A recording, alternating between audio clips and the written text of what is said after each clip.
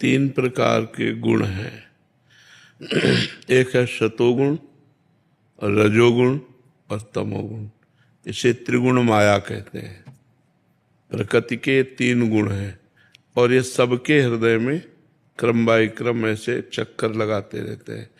तो जब सतोगुण आएगा तो मन शांत, भगवत चिंतन, अच्छे कर्म करने की इच्छा होगी। जब रजोगुण आएगा भोग, नाना प्रकार की अशांत वृत्तियां उदय हो जाएंगी।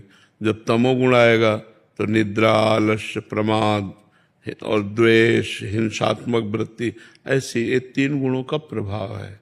और चराचर जगत इन्हीं गुणों से प्रभावित है। जो भगवान का भजन निरंतर करता है वो इन गुणों को परास्त कर देता है और वो त्रिगुणातीत हो जाता है। तब वो परमानंद को प्राप्त होता है। यही गुण बार बार हमसे कर्म करवाते हैं, कभी अच्छे कभी बुरे। तो अच्छे कर्मों को शुभ कर्म कहा गया, बुरे कर्मों को अशुभ कर्म कहा गया। शुभ कर्मों का फल सुख है और बुरे पाप कर्मों का फल दुख है। इसी सुख दुख के चक्र में संपूर्ण दुनिया टहल रही। इन गुणों को रोकना होगा। अंदर हमें सतोगुण बढ़ाना होगा।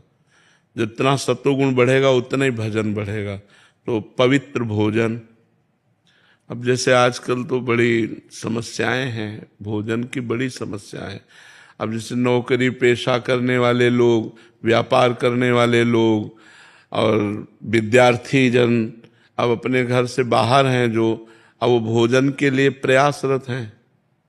अगर जिनमें मांस बनता है वो तो बहुत ही अपवित्र हो गए। तो ऐसे भोजन की पवित्रता ही, जैसा खाओ अन्न वैसा बने मन।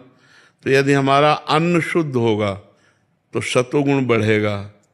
तो हमारा पेय पदार्थ सतोगुण हो, हमारा भोज्य पदार्थ सतोगुण हो, हमारा देखने का जो उद्देश्य है वो सतोगुण हो। जैसे हम मोबाइल देख रहे हैं, अब गलत चीजें देखेंगे तो रजोगुण तमोगुण बढ़ जाएगा, और भागवतिक चीजें देखेंगे तो सतोगुण बढ़ जाएगा।